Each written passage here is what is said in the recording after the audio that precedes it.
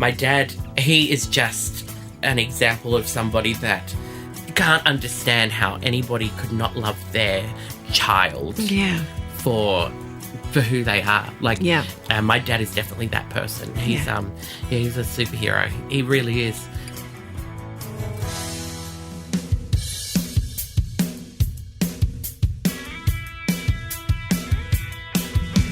Hello and welcome to Separate Bathrooms. We would like to acknowledge the Gadigal people of the Eora Nation, the traditional custodians of this land, and pay our respects to the elders, both past and present. I'm Cam Daddo. And I'm Ali Daddo. How are you, sweetheart? I'm really good. Are you ready for this? I am. Yeah. Hannah Conda. Hannah Conda. And you heard it correct with a H. Hannah Conda. Has been dazzling audiences around the globe for over 15 years. She was recently runner-up on the critically acclaimed BBC series RuPaul's Drag Race UK versus the world. Mm-hmm. Hannah was representing Australia. That's right, on a global scale, competing against queens from across the world. This was all possible, of course, due to her impeccable showing on the Stan original series, RuPaul's Drag Race Down Under Season 2, where Hannah was also a runner-up. Yeah, but she's a winner in our eyes. She absolutely is. So, a little about Hannah. After conquering the Perth drag scene, she took a leap of faith across the Nullarbor to make her sparkly mark in the big smoke of Sydney. It's kind of like a reverse Priscilla. Yeah, that's right. Yeah. She's the only queen to ever win both the Rising Star and the Entertainer of the Year at the Drag Industry Variety Awards in the same year. Hannah has produced and performed shows at prominent venues all across Australia and now globally, of course, recently dazzling audiences in the UK, the USA and the Philippines. She's got an undying love of the art of drag, and it's just seen her flourish into a starlet like no other. I love that. There's no stopping this magical queen as she continues to extend her reign onto more stages and, of course, into more hearts. And I have a feeling she's going to step into your heart as well. Welcome to the bathroom, Hannah Conda. Welcome to the bathroom, Hannah Conda. Yeah, thank you for having me. I'm so excited to be in your bathroom. Mate, how do you like my legs? Oh, Sue, they are sexy legs. His legs have been in heels before when you did the Rocky Horror Picture Show, remember? Yeah. Oh, my God, yes, of course. You have to wear heels for Rocky Horror. Yes. In fact, I might actually repost that on my Instagram. Someone said, what do you do in your dressing room? And there's me in my high heels and fishnets. Feeling a... Putting. Playing golf. But they're good. It's just like, it's like a nice exercise as well for the legs. Like, you know, because you're, like, when I'm wearing heels, I'm in them sometimes 14 hours. Right. So you kind of get your calves going. Everything aches and hurts. And you don't want to see my dogs. Honestly, they are disgusting. You are probably more comfortable and you could probably run in heels better than I could walk in heels, I would imagine. You're probably in them more than I am. Yes. Yeah. I can. Simply, I've had a lot of practice running in heels. Plus, we also have to, we're dancing in them as well. Yeah. And when I started doing drag, I was always told we had to wear the big clear stripper heels. Yeah, and right. that's what we trained in for dancing. And they're like 6 or 7 inches. And they were the mandatory shoe for drag dancing. Good God. Yeah. So they got a platform at the front? Yeah, they've got a big platform at the front, and then but they're all clear. They look awful, and they look like, I call them the nut bag, or like peanut bag or nut bag shoes, because your toes and stockings, they look so gross hanging out the end of a plastic clear shoe. Like sort of dried testicles. Yeah, Right. it's gross, and it's like, I hate them. But they were what you had to wear, and I ate shit so many times. Oh, can I swear, by the way? Yes. Oh, thank God. Absolutely. Okay. Woo. God. We're in the toilet, mate. Yeah, okay, good. Yeah, we're in the toilet. Where all the Hannah. fun things happen. Yeah, there's a lot of shit that happens in the Tell us toilet. the beginning of your story and connection to drag. How did you get into it? Where did you discover it? So I was a Actually, I think about this quite often because, I've been doing drag professionally now for about 15 years and I started in Perth.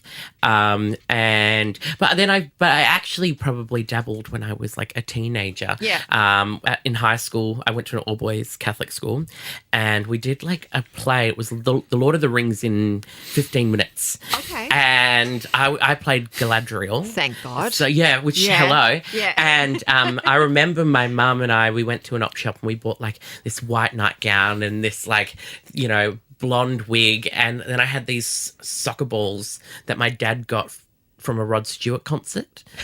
Because you know how Rod Stewart kicks out the soccer balls at his concerts? Your dad's got two of them? Yeah, my dad's got like a ton. My dad's a Rod Stewart super fan. Yeah. Like he used to write for the Smiler magazine and stuff. Like it's wild. My dad is a camp. I love it. But anyway, I use these soccer balls as my boobs. And so I was 15 and like I was, dressing up and I did Galadriel, starring role. We look into the mirror, what do you see? Like it was quite camp. I was like, I always wanted to be Kate Blanchett. Yeah. But then I dressed up, a kid. I love dressing up. I had a purple afro wig and like little clip-clop, those plastic $2 shop heels. Oh yeah, we called them clicky clacky shoes. Yeah, we called them the clip clop shoes. Yeah, right. Yeah, so I had them as a kid. So I've always dabbled in the art of dressing up. But I only just cemented it when I turned 18 and I started going out and sort of became friends with a little gay that had just started doing drag.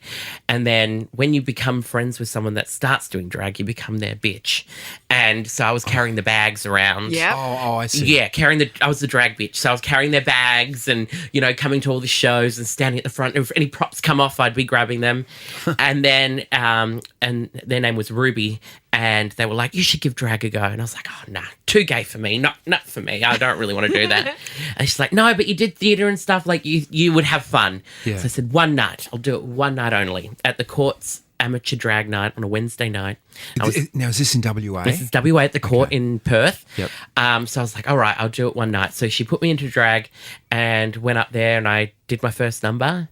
What was it? I did Wear My Kiss by the Sugar Babes. Okay. It's an album track from their thing. But I did the number Wear My Kiss because I wanted to tell a guy that I liked him. Yeah. And he was front row of the show. Okay. So when it said Wear My Kiss, I went up and I kissed him on the cheek. Oh, there So you go. eyeballed Look at him. you. I did, wow. yeah, And I was felt- performing for him, and he was yeah. like standing there like, and I was Yeah. like, it didn't work out. It didn't work out that night? No, it did not work out. No, he Not was even like that night? No, he was a player. He was a player. Yeah, he was just a tease. Yeah. He liked the attention. Yeah, right. And anyway, I just that didn't work out, but the drag did. I just fell in love with it, and Fantastic. it was kind of like it's like an addiction, to be honest. Yeah. You start like you buy one thing and then you're buying makeup and then you got 2 wigs and 3 wigs and, it was all under my bed in a plastic tub. And then was it hiding there or was it was hiding there for a hiding little in bit. plain sight? Yeah, just because I was like, I didn't really know how my parents would take it. And so they didn't care I was homo. Like Yeah. that did not matter at all. Yeah. But I thought the drag might be pushing it. Yeah. And anyway, kind of like the more I fell in love with it and I started realizing there was ways to make money out of it, I was like, maybe I want to do this, like, and explore it. So I spoke to my parents about it. And, they said, we don't really understand it, but we'll give you a year. If you maintain your retail job and you're paying your way and you start earning money from it, we'll support you. And I did it in 6 months. I was working and, started doing shows. And my mum and dad really sort of understood it when they came and saw a show. Yeah, right. And so I invited them to come along. And then they're like, oh, wow. This is like, we didn't get it, but now we get it and we love it. And now, 15 years on, they'll come to any show that they can when they're here. Oh, that's they so love gorgeous. it. Yeah, my grandparents come along. Oh. Yeah, it's nice. I'm very, very lucky. And I know I'm in a rare camp that I have a great supportive network. But I didn't tell my grandma for a while. My grandma and my pop, I didn't tell them because I didn't want to kill them. Right. And my mum and dad weren't sure how it was going to go. And so just before I moved to Sydney, and I'd been doing drag about 5 years by this point, and I was just about to move to Sydney and I told my nan. Yeah. and I did a little PowerPoint presentation on the computer with photos and, so they could see it. And my nan, the one thing she said that was negative was I looked fat in a dress. Thanks, Nan. She wasn't lying. But it was that. And then she was just disappointed in me because she wanted to come to the shows. Oh. And I deprived her of 5 years of being able to... Oh, that's so beautiful. Yeah. So it really made me think as well, like, I always give people a chance now. Like, you never know how someone is going to react, and the only way you can know that is if you give them the chance. Sure. It might be negative, and it might not go the way you want it to, but I would rather them have the decision. Well, people often surprise you, don't they? They do. They often you make up your mind about what they're going to do. I like that. I remember when we were living in the States, friends of ours would often, friends of mine would often not invite me out when they were going out to do certain things. Because they're like, you won't like it. Yeah, and you go, and one day I picked up one of them and I go, what's going on? Why don't you ask me? Oh, you wouldn't like it. Well, give me the chance. Yeah. Give me a chance to say no, but at least tell me, because I'm feeling like really excluded. Yeah, and it's that rejection feeling as well, because I feel like, oh, well, I'm not important enough to be in that. And that can hurt sometimes and maybe influence their decision of how they feel about something. Yeah, that's right. So, it was a very interesting life lesson, that moment that I told my grandparents. Did they help you? Did Mum and Dad help you come up with your stage name, or was that all you? Oh, that was all me. So it was a drunk Irish man. Okay. Have you been to Perth? Yes. Cam spent a lot more time. I've only been there briefly, but But you have been to I have Perth. been there. Yeah, so there's two gay bars in Perth. There's the Court and then there's Connections, and they're in Northbridge. Well. Yeah. What can I say? So there's I'm making a connection all the time. Oh, babes, it's the best place to make connections. But there's the arts precinct that runs in between, and you have to walk from the Court to Connections. It was the migration every Wednesday night. You'd start at the amateur drag night, and then you'd walk down to Connections for what was happening on a Wednesday night then was the lesbian mud wrestling. Right. Yeah. It was been there too. That is the true most story. iconic event. I'm so devastated it's gone. It was just all the incredible lesbians getting their kid off and wrestling in pools of mud for money. Wild. I loved it. So that was the migration. And so before I did drag, we were walking down doing our regular Wednesday night migration, and this drunk Irish man just stumbled up to me and my friends, and he's just like, "You're an anaconda." And I was like, "What?" So confused. No context, just a very random comment. And we all, being a little bit drunk and 18, thought it was really funny that night. So we just kept calling me that. They kept calling me that for the whole night. And then when the idea of drag came around, I was given the name Rosy Cheeks, but with an X at the end. It just didn't feel right. And It's good, though. Yeah, it is cute. It's Cute. And it came out the fact that when I got drunk, I used to get rosacea in my cheeks, so I'd have these big rosy cheeks. And I was like, it feels a little bit hurtful, to be honest. Oh, fair enough. So I was like, why can't I be like Anaconda? Like that guy called me and they're like, oh yeah, that's pretty good. There's no Anna. And I was like, actually, I don't want to be Anna. I want to be Hannah. Because I don't know, just felt right. And it just stuck. And so I've been Hannah Conda the whole time. Yeah, fantastic. Yeah. And does Hannah's costumes, because clearly you're not in Hannah's costumes. How dare you, I am. today. I'm a beautiful, glamorous woman on the game. Is there snakeskin part of this? There was a lot of that because I was quite a gothy drag queen when I started. Oh, okay. Yeah, like dark hair, and I did have snakeskin. I did a whole photo shoot with snakes, actually. Yeah, right. Really playing into that snake sort of theme. But then as I got older, I just became this like blonde fairy princess kind of looking thing. I don't know, it's the complete opposite. And snakes and darkness enter it every now and then, but now it's just very colourful and broad and bright, and I don't want to ever box myself. Yeah, well, you don't have to. Well, I've heard you have a great asp. Oh, you don't want to know. Hey, Did you know? Well, hey. and look, and another reason that I kind of chose been Hannah working Conda on was that, that it's French. Yeah, for big snake. Don't Google it. Just trust me.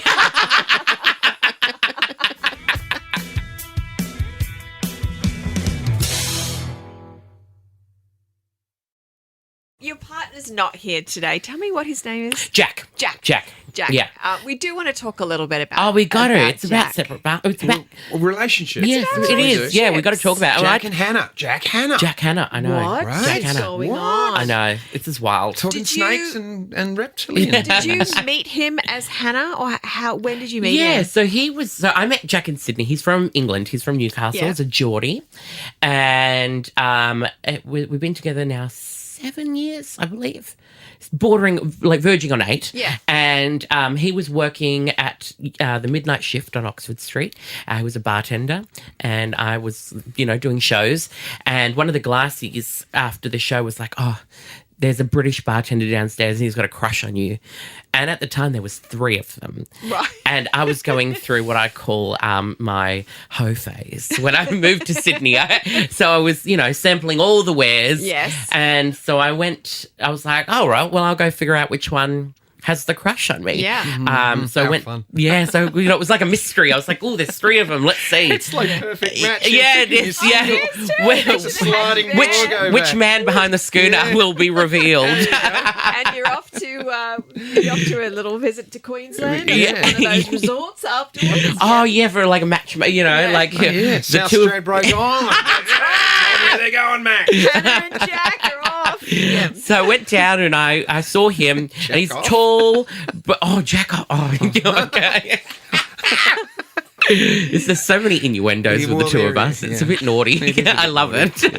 Lucky we're in a bathroom. Oh, thank God. This is perfect potty conversation That's right. with our potty mouths. But he was there at the bar and I was like, oh, hey, and just started sort of briefly chatting. And I asked him to come over to my house and watch a movie because he was a backpacker who was doing his working holiday visa. So I was like, oh, you mustn't have a DVD player. You should come over and watch a movie with me. And he was like, yeah, sure. So we met up and I found out that night. I was like, so how long did you have the crush on me? And he's like, I didn't have a crush on you. And I was like, oh, so it turned out it was one of the other ones. It wasn't Jack. But I just, I just laid eyes on Jack and I was like, all right, you'll do. You're the man. Yeah. And I thought it was just going to be a little fling. And I tried to make the move on the first date. And he's like, oh, no, he's like, I don't really do any of that for like 10 dates. Yep, I was like, yep. 10 dates? That's a very annoying amount of Specific dates. number, Number. And I was like, you're only here for like a couple of months. Like, why are we waiting? Why are we messing around? Yeah. What was his definition of a date? Could it Well, have been? Could you have just dropped over for a coffee and then that's a date? And Well, then, yeah. Well, that's what I know, started counting yeah, because I was right, like, every time You're counting everything. Yeah, every time I Phone saw him, calls, yeah, yeah. all of That it, was a just tallying it all up. Yeah. And yeah, so then we sort of started, hanging out a bit, and it got to like 13 or 14 dates, and we just had the greatest time, like just enjoying each other's company. But we knew that was kind of a time limit because he was going to Thailand, and he didn't know if he was going to come back or whatever. And got to the time that he was leaving for Thailand, and I was all emotional. I was like, oh my God, you can't leave. I'm like, and he's like, well, we'll see what happens. If it's meant to be, it's meant to be. He goes away to Thailand. He's meant to be there for a couple of months. And we were chatting on the phone, and then we'd schedule like a couple of FaceTimes and whatnot. There was one day that we were meant to do a FaceTime call, and he wasn't replying to me. And it was maybe 13, 14 hours. And I was like, oh, he hates me. It's all over. It's done. He's run off with someone in Thailand and it's all over. And the next thing I get a text message, and it's a photo of his suitcases out the front of not my apartment, but the apartment building up the road that he just forgot where my apartment was. But the sentiment was there, and he had come back. So close, yeah, Jack. Yeah, so close. Just a little off. Yeah, So sweet. so I run downstairs. I'm like, oh my God, and he's there with his bags, and he moved in, and that was kind of like 3 months into like the whole experience. Yeah. It was very quick, moving of the relationship because we'd obviously both decided that it was something we valued and wanted, and being him being from the UK, we had to work out like visas and all of that. So it was 3 months of sort of seeing each other with a couple of weeks of him being in Thailand, and then he came back and we registered as a de facto couple and Yeah. got into we moved in together. We just went gung ho into it because what a great decision by Jack. Yeah, to come yeah, back. thank Is God. marriage something, or is it you're happy with the way things are? We're pretty comfortable. To be fair, like being de facto and like registering your relationship is kind Pretty of much like, it, isn't it? Yeah. I'm not like a massive fan of weddings and marriages, just because I've been. Doing drag, you do a lot of hens nights, and you see all. You've seen the other side of it. Yeah, and I'm like, oh, why I want to spend money on this? Like, I don't want to. Like, I would love to. I could elope, but and we could do a wedding if we go down to the thing, down to the registry office, and do that. I'm not like gearing up for a big wedding or anything like that. But then Jack surprised me and he said, if we do get married, he wants to have a bit of a party, and I was like. That's weird. I don't want any of that at all. Yeah. But, it's just not been something we've been urgently thinking about. We're pretty content with how it's all running. And is Jack content with does he get into drag drag as well? Oh, my God, absolutely not. I put him into... There's only Have room you for dressed one him of up? us. Pardon? Have you ever dressed him up? Yeah, I though? did it once. I put him in drag once. Yeah. And he actually looked really beautiful. So that's kind of why I don't want it to happen. But hey, He's competition. Yeah. But he would be a terrible dancer. Right. He's very tall and lanky, and I've taught him how to have a bit of rhythm now, so he can clap along to a beat and whatnot. Yeah. But I just don't think the performing will be the strongest suit for him. So that's part of it. Like he can get dressed up, but just don't perform, Jack. Yeah, but I don't want. But the only way he'll get dressed up is if I do it for him. Yeah. Right. And I barely like getting myself into drag anymore, let alone doing it for someone else. So, Why is that? like now it's just like for me, it's work and like. I don't like. There used to be a time where I loved getting into drag and going out for fun, but now I'm like, once I'm in, I consider myself in drag like a car park meter. You put the money in, and I will do the job, and once the meters run out, I'm done and I'm out. Yeah, sure. And if they want to top it up and they want to, throw a few, more bucks in the meter, I'll stay longer at your party. Yeah. And I'll do whatever you want. But if there's no money there anymore, I'm out. Yeah. How big is your makeup kit? Oh, it's now a desk. Yeah, it's a Now desk. a A desk. Oh, Big desk. so it's a full thing. And I've got like tons of makeup. And then half of it I don't even like touch. Yeah.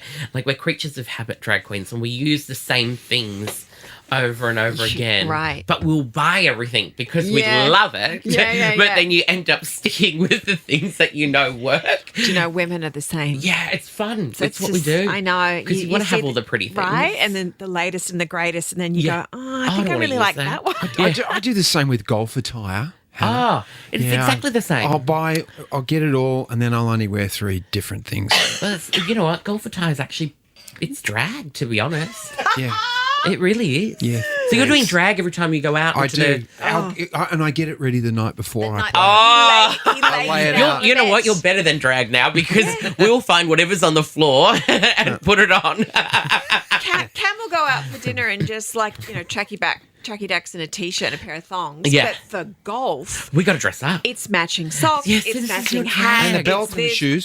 It's everything is pristine. That's and very he's on suave. time. I love that. I feel the better I feel, the better I'm going to play. Well, that's true. So if I look like That's- a It's got to pro, be the Yeah. same for drag. Yeah, right? it is. Yeah. And RuPaul said, Mother RuPaul, she said that she always wears suits because you dress the way that you want the world to see you. Sure. And, when you see someone in a suit, you go, oh, there. And she's like, they want to give you money when you're in a suit.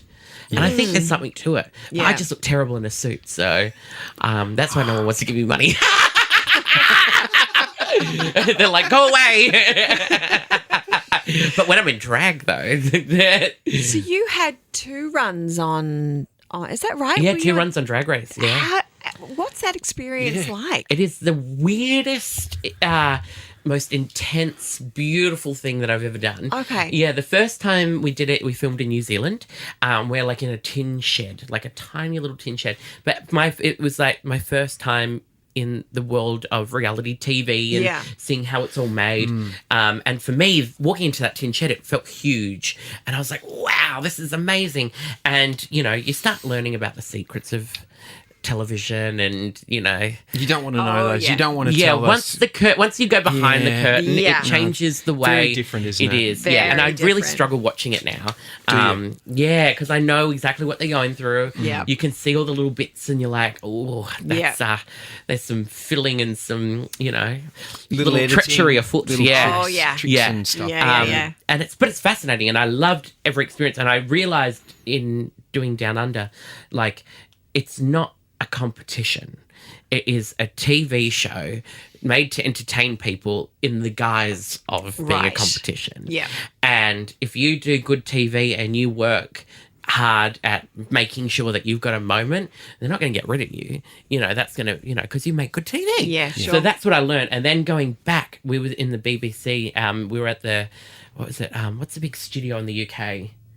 Where they Pinewood. film- Yes, Pinewood. I was going Oh, to say they Star film Wars. everything there. Yeah, so we were just across from the 007 studio. That's cool. Yeah, it was wild. And they were filming Snow White for Disney at the Yeah. time. So we were out there in half drag, like having ciggies and chatting in like half drag while there are people walking around in Renaissance costumes. Yeah. Like, it was like fabulous. And it was in the middle of winter and it was freezing. And, Yeah. But like the UK, going to that studio, Yeah. I realised that our tin shed in New Zealand compared not even close to it. It was Yeah. like just humongous. And it blew my mind. I nearly like died at how big it was. Yeah. And, but the second time I went in so much more prepared in terms of understanding what I was walking into. So you Yes. don't have that initial shock of, walking into a room and just having 50 cameras looking at you. And going, oh my God, what do I do? Now I just knew what to do and I felt Yes. more natural.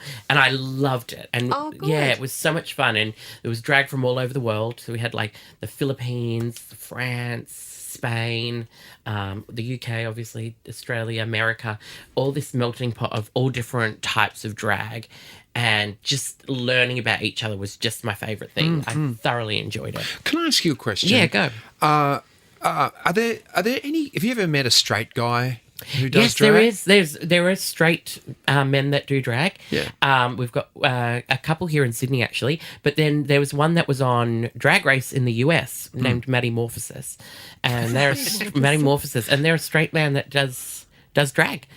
Yeah, it's cool. a thing. Like I Yeah. think drag is for everyone. Like Yeah. I hate that sometimes our community can get a little bit like gatekeepy with it. I think the power of drag is for everyone to experience at least once. Like there is a level of just allowing yourself to just be free. Yeah. That's Yeah. so much fun and playing and dressing up. Yeah. There's nothing you should be ashamed about. Well, and this is the thing in today's day and age with labeling and gender. Yeah. And I think people genuinely want to be respectful. Yeah, 100%. You know, and people genuinely do. So then, am I crossing lines? Is it okay? These sort of questions and get asked often before you have that innate response. You know, that I just want to do it. Yeah. You know, no, you can't do that because you're going to offend. Blah blah blah blah. So that's why I asked you that question and why I was tentative with it because it's like, is this appropriate? I think I'm probably, this could be a controversial statement, but I hate the way, and I use the word hate because I hate it. I hate that these structures that people are trying to put in place make us scared of each other and scared of experiencing someone else's existence because that makes you more empathetic to someone else and makes you, like when you learn about someone's experience, it just grows you as a human because you can go, oh no, I understand that. And even if you didn't understand it before, now you do. And it's just an extra layer onto you. And I just hate that we are putting all these rules and restrictions on everyone that actually isolates us from each other. Yeah. Whereas, you should be able to play with all these things and dabble and learn about each other. And, the same goes with like, I don't feel like if you make fun of someone's culture, that's a different thing. But if you want to genuinely learn about someone's culture, you should be able to do that with someone. So it enriches you as a person. I just feel like that.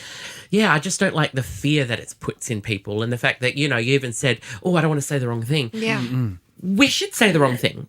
We should be able to have the grace to say the wrong thing. And if someone goes, hey, that's not correct, then you go, oh, cool, no worries. Thanks Thanks for letting me teaching know. And then we move on. How do you learn if you don't make mistakes? Well, that's exactly And it's so counterintuitive, and I don't really understand how we got to that point, because you don't learn unless you make those errors in life, because then you can fix it and carry on. Yeah, beautifully said. Do you feel that mainstream media in Australia is partially to blame for that? Yeah, I think mainstream media is, because it doesn't sometimes showcase a diverse palette of stories. I think they're very sometimes streamlined into certain things, and like even for my experience, like after doing Drag Race, I thought we kind of get sold this idea that you get pushed into the world of, mainstream media and whatever, and you can go do other shows and you can be invited to these things and whatever. Honestly, sometimes it's like diddly squat. We get shat on, and they would rather celebrate someone from maths than like us, who can bring so many different talents and skills. Like we have so many facets to drag, because we've had to produce ourselves for such a long time, that we could bring all these wonderful things to a show or whatever, but we just never get invited. And then I was talking to an executive once at the Actors, and I was like, I'd love to come on, like I'm a celeb or do this or whatever, and then Australia's not ready for that. But which I was like, are you joking? Yeah. Because I was like, we grew up with Priscilla. You celebrate Priscilla all the time. You've celebrated Dame Edna. Yes. Why is it now we're all scared of drag? Yeah, yes, there could be controversy. Yeah. But What was his response? Oh, he was like, he just didn't care. Yeah. He was like, move on. Yeah. Walk away from the crazy drag queen lady. But like I think Australia is ready. Yeah. I just think they need to see it. If you're not going to see it, of course they're going to be a bit weird with it initially. But like once they humanize us and they see the person behind the drag, like they just realize we're people just getting on with life and trying to make you laugh and, make you happy. You'd be good on Gogglebox. Oh, I'd love to do Gogglebox. I'd love to do anything right now, to be honest. So you're here. Thank you. Woohoo! I'm doing separate bathrooms and living my life. Oh, you've reached the pinnacle. I have, babe. This is it.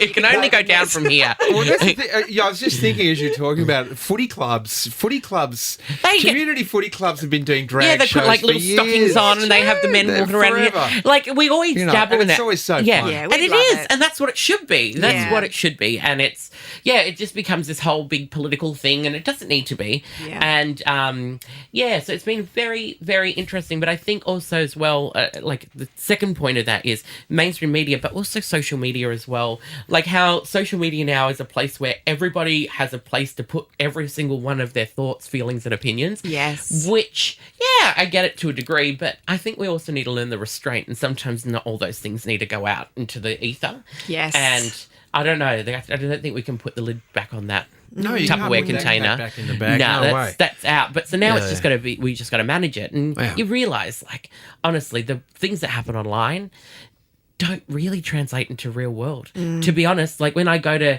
conventions, like we do DragCon, which is a big drag queen convention, you could be absolutely hated online, but you'll have a line at your booth and people come and buy your merch.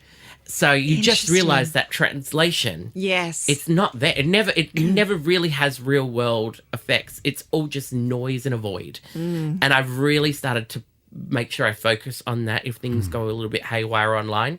Because I'm like, that doesn't mean anything. This does not mean anything. This can get turned off. Yeah. What happens, the only thing that matters is interactions like this. We're in a room together. We're talking to people. Like, that's the stuff that matters. Well said. Well said. Thank you. I'm just a wise old owl.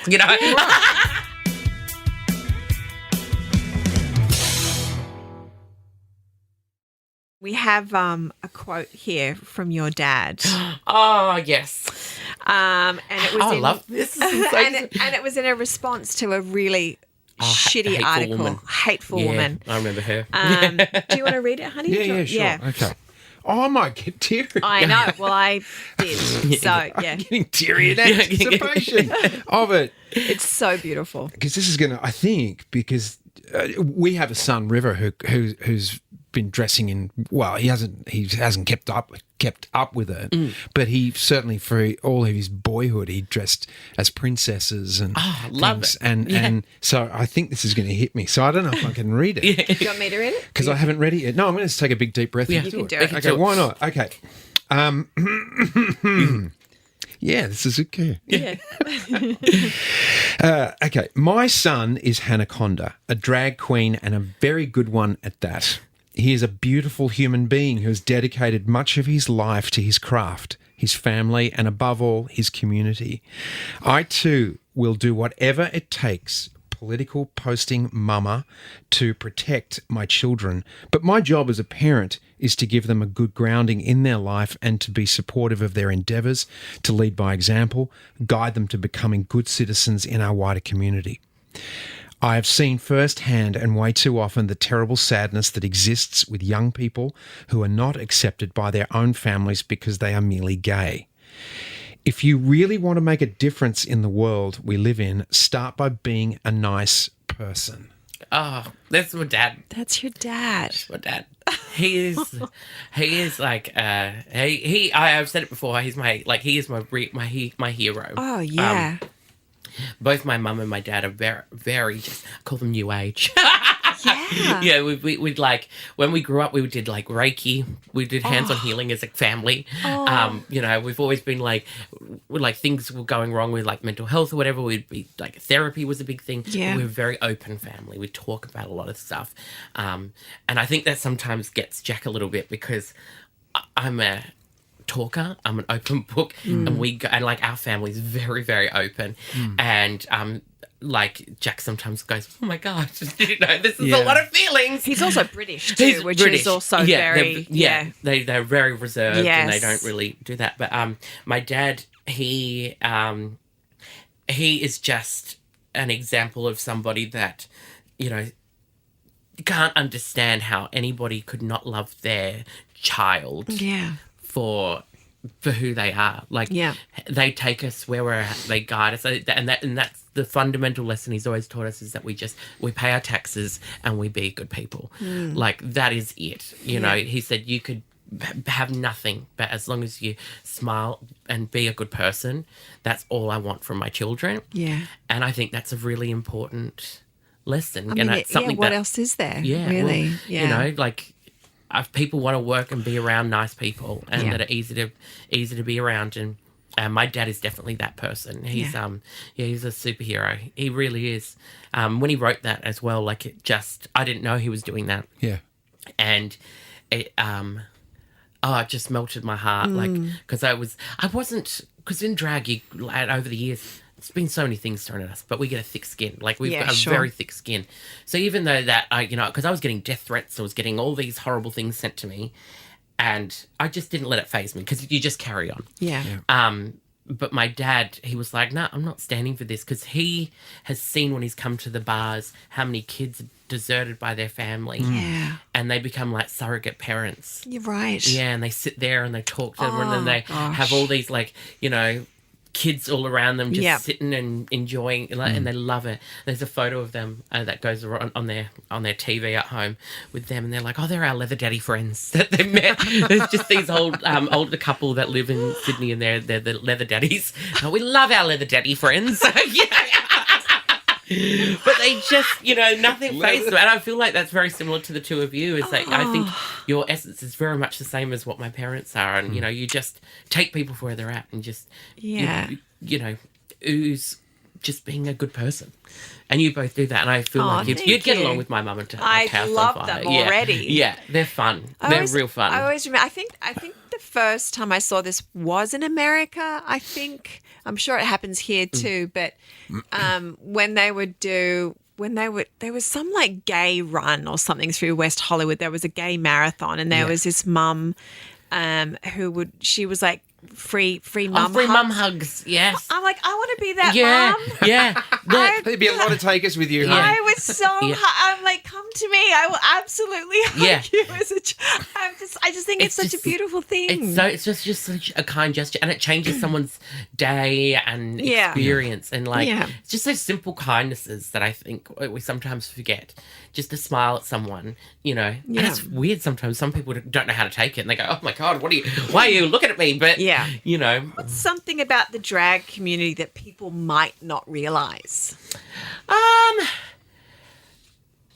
I think that people, like, you know, because I think it gets politicized a lot now. Yeah, there's probably a lot of things, but this is the one that I feel like I want to focus on. I think it gets politicized a lot, you know, with the drag queen story time and, you know, all of that. And they, like, conservatives will look at that like, we're trying to indoctrinate children into the gay agenda and all that, right? I was like, I never got indoctrinated. I went to an all-boys Catholic school, and look at me now. Hey, come on. Like, there was no drag queens around when I was, like, a kid. But, like, I wish there was because, you know, I don't know, just it encourages that level of being able to play and dress up and use your imagination, which I do get scared for young kids these days when they're so ingrained in like technology and everything. Yes. That idea of just being able to mold something out of the things in front of you and play, how important that is. And I think drag keeps that alive a little bit. And that idea of exploring like different colors and shapes and textures, and like it's a fabulous way to like expand your mind. So, you know, we get this, you know, we're trying to groom kids and we're pedophiles and all of this. We get told this all the time by conservative media. Whereas the reality is it's never that. We're very much dressed appropriately if we're doing a drag story time. I'm not going to go in a pair of hooker boots and whatever. I'm going in a big princess gown and looking like Elsa. You know what I mean? Yes, we know what we're doing. But I think people forget that while it's political, sometimes the most political thing you can do is to laugh and enjoy yourself, because that is a reprieve from the madness of the world, and that recharges your batteries to then go out and do the hard stuff. Yeah. Because you can't be stuck in that all the time in the, like, you know, the activism and the wallowing and realizing the world is not the greatest at the moment. Yeah. But there are pockets of fun, and that's what, like, even, like, I was watching a documentary on, like, it was baking in World War II, and random, good doc. we're with you. We're following you. Yep. But it was about how they would cook and do baking in the bunkers and at Christmas, and they did a big Christmas dinner in, like, it was a modern show, but they went back to show you how they would do it. So they took a whole family down into a World War II bunker in England, and they cooked this Christmas dinner, and they made decorations, and they made little presents, and it was an experience for everyone that was there. And they said that the most important thing was that even though the war was raging above them, here is Christmas, and we're having a break to celebrate each other and just be fun. And that just sticks with me. I was like, well, it's true. You know, even in the darkest of times, those reprieves are what keeps us going. Absolutely. You know? And I think we forget that that's sometimes a bit important. So the fun part of drag, you know, and that reprieve from the noise and laughing and just, you know, making fun of the world, I suppose, is quite powerful. Yeah. I have a dear friend she's the CEO of a domestic violence charity, Rise Up. Yeah. And she deals in, you know, in victims and survivor stories day in and day out. Here's the most, you know, horrific stories. She is the funniest, most joyful person I know. Yeah. And that's how she keeps going. Yeah. Because if you weren't, I feel like if she wasn't, she would be so depressed and like, how would she get out of bed? Yeah. But she's absolutely hysterically funny and just got a smile on her face and so joyful. Yeah. And it's like, it's the only way I can get through. Yeah. Babe, as she calls me, babe. Babe. But it's, you know, it's true. And plus it also probably helps the people that she's seeing to go, oh, this is so nice. Yeah, you can feel you that. can feel the energy. Yeah, so you true. know? It's Yeah, I think there's just power in that sometimes. Yeah, and we all need balance. Oh, you do. You need balance. You do. It's good to be serious sometimes. It's good to be earnest Yeah. and passionate about Yeah. things. And yet at the same time, it really helps to be frivolous. Yeah. Or the antithesis of that. And Yeah. just go out and just be silly. Yeah. You can take what you do seriously, but you don't need to take yourself seriously all the time. There you go. There you go. Look at you. We're going to start making bumper stickers from the stuff you're coming up with, Hannah. My God. I felt like I want to do like a little book of just Hannah Conda's book of quotes. with quotes. I know I'm gonna have to go back and like listen to what I've said. To go, you've oh, that's said some nice. We'll put that on a t-shirt. Beautiful Love stuff it. today. Thank you. Do you make goals? Do you set yourself out like time goals and things that you want to achieve? Yeah, no, I do. Like I have like I do have goals of certain things that I want to achieve, but then I like to just see sometimes where it takes me. I enjoy sometimes, and sometimes maybe not to my benefit, and I end up going, oh my God, I've got no work this week. What am I doing? But, I do have the big goals, but the in-between stuff, I like to see what happens because it creates a spicy life that you never know, you never know what's around the corner. And some of the best things that I've ever experienced have been, surprises that have just popped up. Yeah. But I'm very much a believer in like trust the process, and I trust that I'm on the path, and I've got a good gut, so I know when. I actually don't have a good gut. I've got IBS, but I've got a good gut. I've got a good instinct. Yeah, I think you've got there's stuff in the chemist for that. Probiotics, great. That'll help you out. But I've got I trust it, and if I know when something's right. And I know when something's a bit off. And I do this thing, if I like meet someone and I don't really trust what they're saying, it's weird. My shoulder goes like this. Isn't that interesting? Yeah, it just like pops up. And so like when I've been around people that I'm like, oh, you're telling stories, it just goes like that. And then I'll see myself sitting there like this. Yeah. I'm like, oh, I don't like you. Gotta be careful, you. That's so interesting because you're protecting your heart when you do it's like that. You're actually creating a barrier between you because you did your other hand over your heart. Yeah, like the that shoulder too. goes So up. the body never lies. No, it doesn't. Yeah, you trust it. Yeah, trust it. So 5 years down the track. Yeah, where's what would Hannah then? What would you like Well, to? my goal, I would really love to move to the UK. Really? Yeah. Okay. After doing the UK drag race, I fell in love with it. And Jack's got his family there. I was going to say, his folks are there. Yeah, They still, yeah. Yeah, they're in Newcastle. Okay. We don't want to live in Newcastle. I love Newcastle. Yeah. But I couldn't live there. I'd like to live around, like, not even in London, but on the outskirts of London. I could go a little bit regional. But I just love it. It just melts my heart, the UK. And I would love to live there. I'd love to do more sort of TV stuff and panel shows and comedy. And, I like to dip my finger in every pie that I can. I'm not one to say no to something. I'll try anything. Yeah, nice. My goal is just to keep working away and sort of building the profile of what Hannah is and just making people laugh and have a good time and smile. That's my goal. That's my job, and I think I've really invested too deeply into this. I can't really go back. I've put too much into it now. I'm like, what else can I do? Yeah. Mecca and Sephora have benefited greatly, I'm sure. Oh, they really have. Yeah. When you realise you've committed too hard to something, you're like, oh, God. Yeah. Well, I put all the eggs in this basket. Keep on going.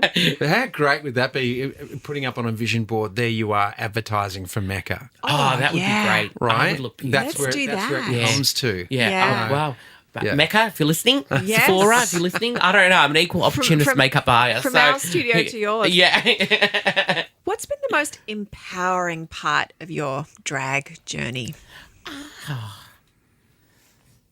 I do think it is when when I've been able to start traveling more with drag, post-drag race, you realise, sometimes it's a bit trauma dumpy. The people that you come meet, they go, oh my God, you've saved my life. You've done this. Yeah. And it can get a lot. But then at the same time, that is incredibly special. Knowing that I've been able to go into somebody's house on TV for, an hour each week and that's made such an impact to someone that they've decided to make changes to their life and live a better life or whatever, or just even the fact that I just brought them a bit of joy. That's really special because you don't sometimes realize the impact you have. Yeah.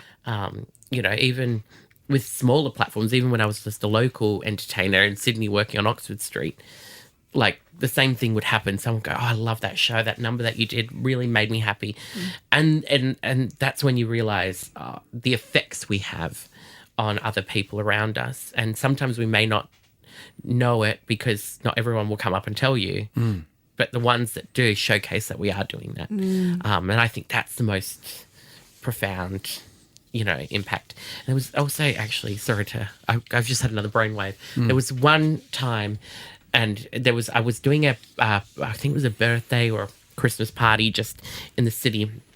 And I walked in and there was this gentleman. I've told the story before, but it's always gets me that I walked in. There was this guy. He was probably like 50, maybe like mid to late 50s. And I walked up and he was like, "Oh, don't talk to me. Don't talk to me." And I was like, "No worries." It's like, I used to bash fags like you in the 80s. And I was like, "Oh, okay. All good. No worries. I'm going to leave you to it. I'm not that person to push someone like that." Sure. I was like, "I don't like what you've said. I think that's really horrible. And you probably should be, you know, investigated for this. But fundamentally, I'm just going to leave you be." So I go around, do my job. I'm entertaining people. Like, I was on the mic, did a couple of numbers, and he comes up to me at the end, and I get a tap on the shoulder, and I turn around, and it's him. And I was like, "Oh, God, what's going to happen now?" And he's like, I say, "I'm sorry for what I said before." And he's like, "I can't take back what I've done, but just seeing you today just made me realize that you're just like us." And like, I was like, wow, like you've just recognized in the space of an hour or 2 hours that we're just fellow human beings trying to get on with it. And, you know, you've probably realized, 30 years of hate that you've harbored in your heart for a group that you have no idea about was just wasting away your time. That's exactly right. And, you know, obviously very problematic what he said and what he did. But I don't know, that lesson that he learnt on that day, I'm hoping he's carried forward and continued on. But just knowing that you can change someone's minds by just being around and just doing you. Yeah. Is pretty cool. And that's to your point. Like, the more we see in mainstream media, it just takes away this idea it's us and them. But it's like we're all in it together. Yeah, and as you know what? Honest, some of us in our community, I get weirded out by. Like, I'm like, I don't get you, but it's not for me. Like, you know, I'm not going to poop on your parade. Yeah, but you get weirded out by the shop owner exactly. There's people that weird us out all the time. But we just, you know, I don't want to, you know, I just, again, live life as a good person, and you don't need to go and, you know, poop on someone's doormat just because you don't like it. Yeah, exactly. There's another one for the book. Just put a little poo emoji on the back of the shirt. I love it. Hannah, thank you so much for your time today. It's been enlightening and wonderful to have you here. Oh, right back at you. And it's been so nice. And like I said, like, you give me the awe of my parents. It's been just like, I think you'd get along with them so well, and I wish you can meet my mum and dad, because I think we'd all have a very gay time. Yes, I'd love it. Absolutely. We'll get there. Who are the leather dudes? The leather daddies. I can find them. Let's bring them in too. Yeah. We'll have our own little Mardi Gras in here. We'll do a little hi to your mum and dad, because I'm sure they're listening. Yes, hi mum and dad. In WA. So. And anyone else who's listening. My brother Tim, my sister Amy. Hi. There you go. Thank you for coming. Thank you so much, my angels. Yeah, thank you for having me in your bathroom. Yeah. You are welcome. Yeah, can I flush now? We will flush you away. Oh my gosh, what Hannah was kind fantastic. And wonderful human. Yeah. I love him. As he was leaving just then, I forgot to ask you how many wigs you have. Yeah. Over 200. Over 200 wigs. Yeah. Wow. Yeah. Do you have 200 of anything? You got 200 books, I know that. 200 books. That's the only thing I have 200 of. Yeah, over 200. Yeah, nothing else. Nothing else. His desire to pass along joy and fun is so significant. Yes. I just love how that's it, give you a respite from all the Absolutely. the doom and gloom, We need more Hannahs in the world. Yeah. We really do. I'm sure Jack is just as delightful as well. I don't want him to move to the UK. I want him to stay in Australia and keep bringing joy to people in this country. I'm sure he would come back for tours. Yeah. And lucky the internet has flattened the world out. So you could probably do that and you'd still think he was here. He was still here. If he wanted to. That's right. Anyway, look, we so hope you enjoyed Hannah Conda and that conversation. We think he is just a delight. So thanks so much for listening. Till next time. Bye.